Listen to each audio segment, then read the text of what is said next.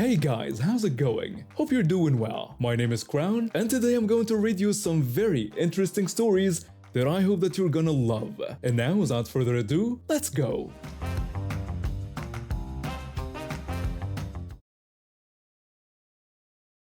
I'm a contractor who helps big companies reorganize how they work. Most people think that means I just give advice on general stuff, but I actually used to be an executive at one of those consulting firms. That means I know all about corporate HR rules and legal requirements.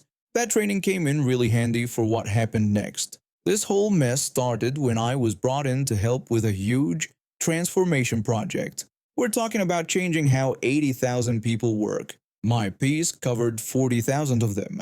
The whole point was that we needed everyone on board and engaged, and we'd do that by having a team that showed the new way of working through how we acted ourselves. Obviously, I couldn't do all this work alone. I needed a team. My rule has always been simple: everyone works. No hierarchy games. If I have extra responsibilities, I still don't ask people to do things I wouldn't do myself. I managed to bring in a few contractors who were finishing up their other projects. They got it. When you're a contractor, you work hard and focus on getting things done, not just putting in hours. I also met this amazing project manager. She kept the whole program running. I'd actually helped her fix all the reporting systems in one day when they switched software versions and expected her to just figure it out on her own. Not my job technically, but I'm a team player. After that, she suggested her boyfriend for one of my open positions. Let me tell you, he was fantastic. Thoughtful, creative, always willing to learn. Everything a good consultant should be. Then I got assigned a permanent staff member. She talked a big game, but clearly didn't understand what we were actually trying to accomplish. She also had no idea that her role was being eliminated at the end of the year, since her skills were those of a personal assistant and we needed technical people. And finally, we get to Karen. Yes, that's her actual name. The permanent staff member hired her without telling me. That should have been my first warning sign, but I like to give people chances. See what they do with the freedom they're given. Part of our new way of working meant daily calls and constant feedback across the whole transformation at the executive level. Sure, everyone has their own agenda, and personal feelings can color what they say, but actions are hard to hide. I wasn't there when the incident happened, but I heard about it fast. Raised voices in an open office tend to get noticed. Multiple people told me about it, but interestingly, neither of the people involved said anything. When you're the person in charge, you have to investigate. Get everyone's side and figure out what was best for my client and the health of this transformation. I emailed Karen first and asked her to explain what happened and why she hadn't told me about it. Her response floored me. She wrote back saying she worked for the permanent staff member and didn't report to me. She made it clear she thought it was none of my business. That was surprising, so defensive, and also completely wrong on every count. Everyone on the team was paid out of my multi-million-pound budget. I sent the same email to the boyfriend. He wrote back explaining that Karen had tried to order him to do some of her work. He told her he was busy with work I'd assigned him. According to him, she got aggressive and said she worked for the permanent staff member. She threatened to get him fired if he didn't do what she said. He refused to comply. I asked why he hadn't told me. He said he didn't want to make things worse. I told him to keep notes on any future interactions with Karen or the permanent staff member. At that point, I'd done my initial investigation, so I contacted our HR business partner for advice. You have to create a paper trail. I wasn't sure yet what had really happened, regardless of what I'd been told. Next, I contacted the permanent staff member since she'd hired Karen. I asked what happened and about Karen's belief that she didn't work for me. She confirmed that Karen had told her the boyfriend had been aggressive when she asked for help. She said she was happy to work things through with them both. She was shocked when I told her that wasn't going to happen. I'd asked for Karen's resume before but never got it. Now I formally requested it as part of the investigation. She complied. Probably could see where this was headed. Turns out Karen had no skills or experience related to the work I was asking her to do, and it became clear the permanent staff member was using her as a personal assistant. For context, A contract PA made £150 a day. Karen was making £600 a day because the permanent staff member got her this job. Things were becoming clearer now. Karen was being put on the spot to cover up the fact she couldn't do the actual work. Unfortunately, with conflicting stories, the next step was interviewing everyone involved. I requested a chat with Karen. She found excuses to avoid the meeting. The boyfriend arranged one immediately. I met with him. He didn't exaggerate anything but was clearly disturbed by Karen's threat to his job. I told him that neither Karen nor the permanent staff member had any such authority and that HR was involved. He looked relieved and asked what happened next. I explained Karen would get the same chance to tell her side. Then I talked to witnesses. For 2 weeks, I tried to pin Karen down for a meeting. Every time she had an excuse about another meeting or call. I knew she was lying since I could see her calendar. Given this behavior, I contacted HR again, explained everything. They advised me to terminate her contract and have security standing by. I finally managed to get a meeting scheduled. The permanent staff member was there too, but Karen wouldn't come into the meeting room. I was still willing to work with her at that point, but she stood in the open plan office and aggressively said I had no authority over her. I figured everyone in the main office was getting quite a show. I invited her into the room. She refused again. I'd had enough.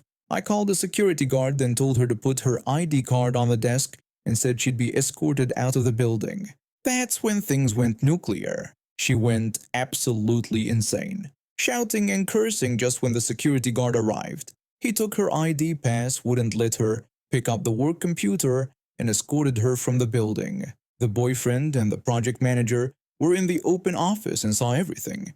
The permanent staff member just carried on like nothing had happened. By the way, the boyfriend and project manager got married.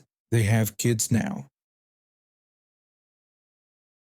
I bought my house 16 years ago in what I thought was a normal neighborhood. No gates, no fancy entrance signs, just regular streets where people live their lives. I parked my van in front of my driveway for almost a year without a single issue. It just sat there, minding its own business. Nobody ever complained. No notes on my windshield, no knocks on my door, nothing. Then things got weird. It was past midnight when I heard noise outside. I looked out the window and saw a tow truck backing up to my van. I threw on some clothes and rushed outside. I yelled at him asking what was going on. The tow truck driver looked up from his equipment and explained he got a letter from the Homeowners Association. They didn't want this oversized vehicle on their property. They specifically requested to be towed after 1 in the morning. I told him this was a public street and we weren't in a gated community. He said he was just doing what he was told. He asked me to show him my key and he'd let it down. I went inside, grabbed my keys, and came back out. He lowered my van off the truck bed. He suggested I park it on the street over there. He said it should be fine since it was public too with no signs or anything, so I did exactly that. Moved my van to the next street over. Figured that would solve whatever ridiculous issue the Homeowners Association had cooked up in their heads. My van sat there for a whole day without any problems. I checked on it in the morning, still there. I checked again in the afternoon, still there, then it disappeared. I walked outside that evening and my van was just gone. My first thought was that maybe the police had some reason to tow it, so I drove straight to the local police department. I asked the officer if they towed a van from the public street. I explained it was parked legally with no signs saying I couldn't be there.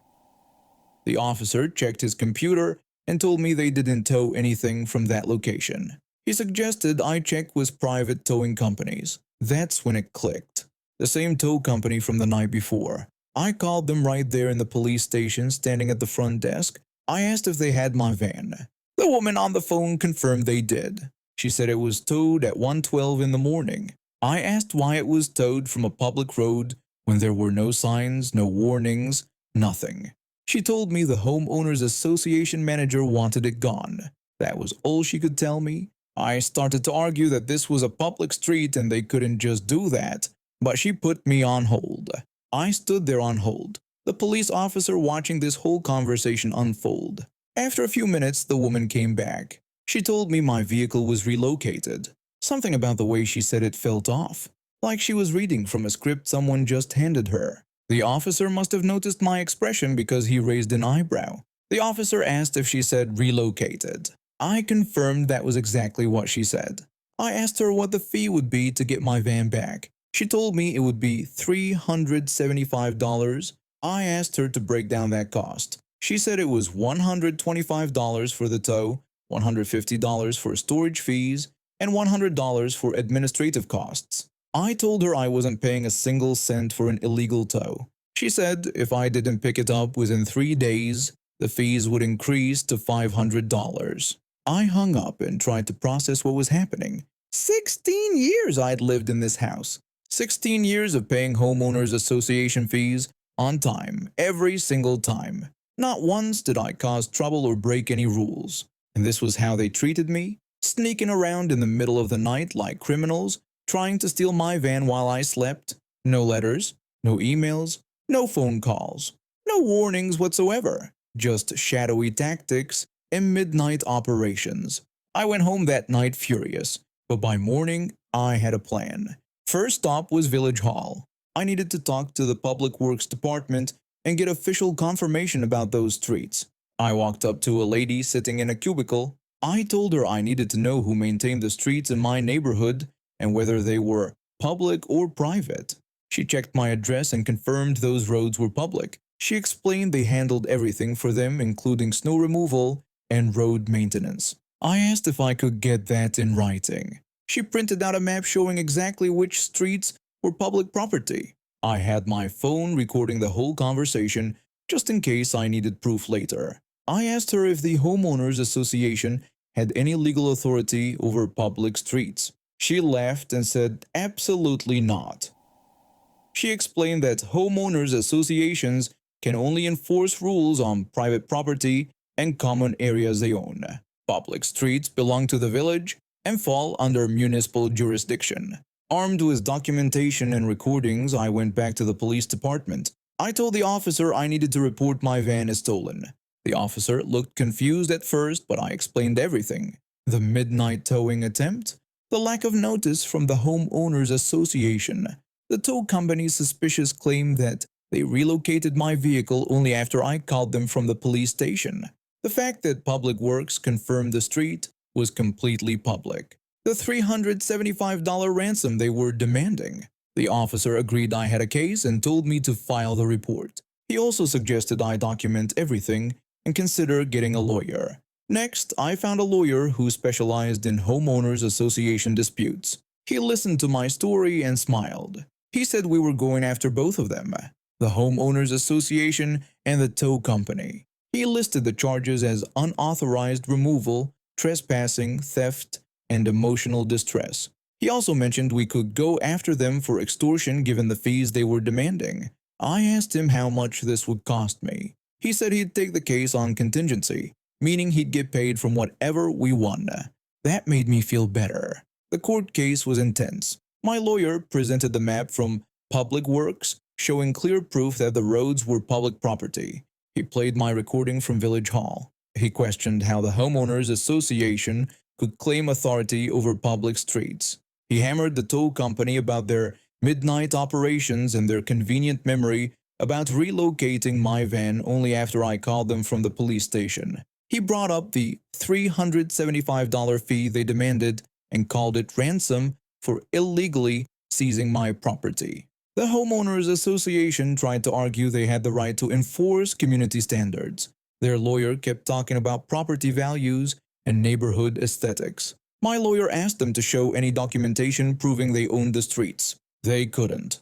My lawyer asked them to show any notices they sent me about parking violations. They couldn't. My lawyer asked them to explain why they ordered the tow at 1:12 in the morning instead of during normal business hours. They had no good answer. The tow company's lawyer tried to claim they were just following orders from the Homeowners Association.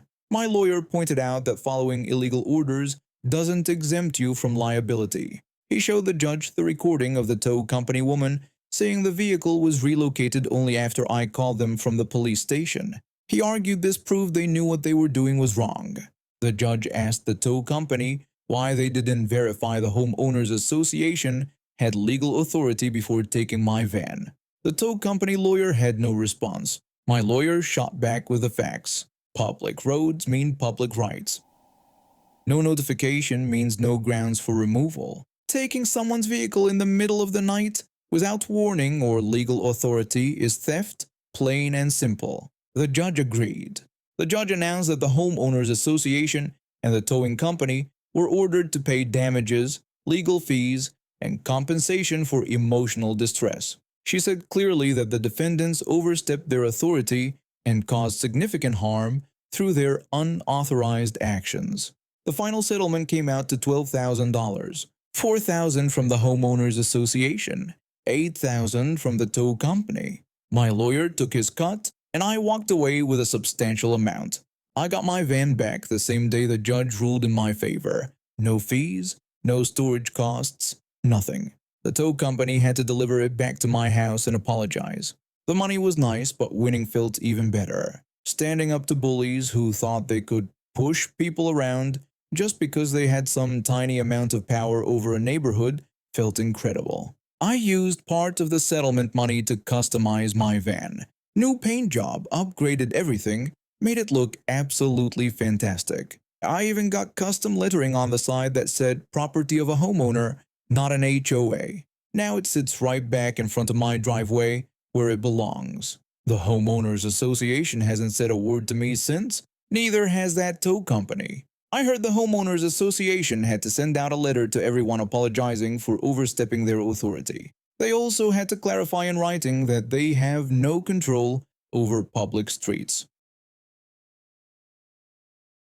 I bought my townhome back in 2016. It was a 2-bedroom, 2-bathroom unit with an attached garage, and I had the upstairs spot.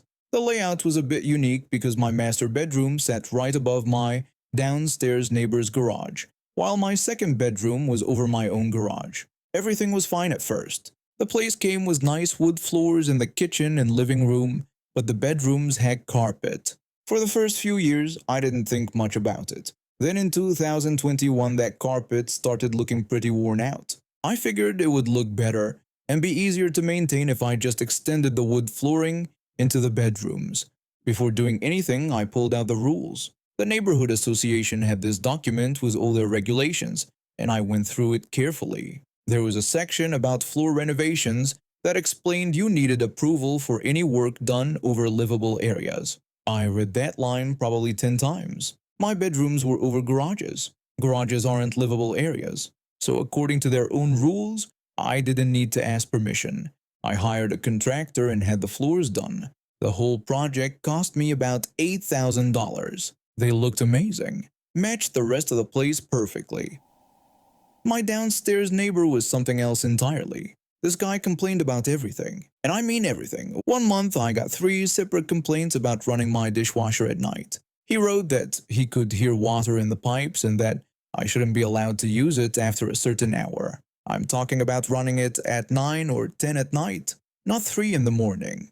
Another time he complained because I came home at 2 in the morning. My garage door woke him up. I worked late shifts sometimes. What was I supposed to do? Sleep in my car? He also complained about me walking around my own place during the day. Said my footsteps were too loud. He filed a complaint about me vacuuming on a Saturday afternoon. Another one about me closing my front door too hard when I left for work in the morning.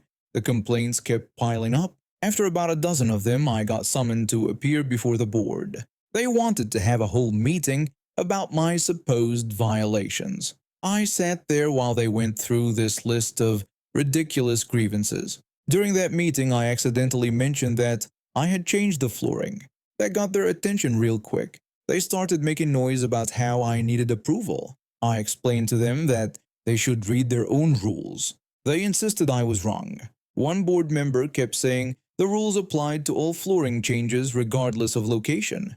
I told them that wasn't what their own document said, so I had my lawyer send them a letter explaining that my bedrooms were over unlivable spaces, which meant I didn't meet the requirement for approval according to their own regulations. My lawyer even sent them the floor plan showing exactly where everything was located. My lawyer charged me $600 for that letter and the follow-up work, They backed off after that. The issue went away. The complaints from my neighbor slowed down a bit, but never fully stopped. In early 2023, I decided to sell. I was tired of dealing with that neighbor and his constant complaints. A buyer made an offer and everything moved forward smoothly. The buyer received a standard report from the neighborhood association that lists any violations or issues with the property. The flooring situation wasn't mentioned anywhere in that report. We closed the sale without any problems. I sold the place for $325,000, made a decent profit, and moved into a single-family home with no shared walls. Then, about 6 months later, I got certified mail from the new owner's attorney. The letter explained that I had failed to mention unauthorized flooring and that the downstairs neighbor was still complaining about noise. They wanted me to pay for new flooring to meet the association's rules, or they would sue me. They were asking for $12,000 to replace everything. I forwarded everything to my lawyer immediately. My lawyer responded, and both parties agreed to meet in person. The new homeowner brought his attorney. I brought mine. We sat down in a conference room and hashed it out. My attorney went through the facts and pointed out that any pre-existing issues with the association would have been documented in the buyer's report. That's what those reports are for. The floors weren't documented anywhere. The new homeowner's attorney looked through his paperwork and admitted my lawyer was right. The homeowner was clearly upset, but he accepted the explanation. There was nothing in the official report about flooring violations. My attorney also pointed out that the association had already reviewed this issue years ago and determined there was no violation. That sealed it. That meeting ended, and I didn't hear anything else about it. I figured the homeowner realized he didn't have a case against me and moved on. My lawyer sent me a bill for $950 for handling that meeting and the correspondence. About 5 weeks ago, I ran into him at the store. We were both grabbing groceries, and I recognized him immediately. I walked over and asked what ended up happening with the whole flooring situation. He actually smiled and told me what happened. His attorney had turned everything around and gone after the association instead. He explained that his lawyer argued that if there really was a violation, it should have been in the report. The association was responsible for providing accurate information to buyers. They lost in court and had to pay for brand new flooring throughout both bedrooms. He mentioned he got about $10,000 worth of work done, and the association had to cover every penny. He got premium hardwood installed, even better quality than what I had put in. But then he told me something even better. He said that when the downstairs neighbor heard about the court case and the new floors, he saw an opportunity. The neighbor hired his own attorney and went after the association too. His lawyer argued that their negligence in allowing my renovation had caused him emotional distress. He claimed it had impacted his sleep and his ability to work from home for years. The homeowner explained that the neighbor worked from home and supposedly couldn't function because of the noise. The neighbor apparently kept detailed logs of every time he heard footsteps or any noise from upstairs. He had recordings, timestamps, everything. He told me the association lost that case too. They had to pay the downstairs neighbor almost $80,000 in damages, $79,500 to be exact. The homeowner continued explaining that the association is now in serious debt. He said they're being forced to raise the monthly dues by almost 200% just to meet the minimum requirements the county has for them.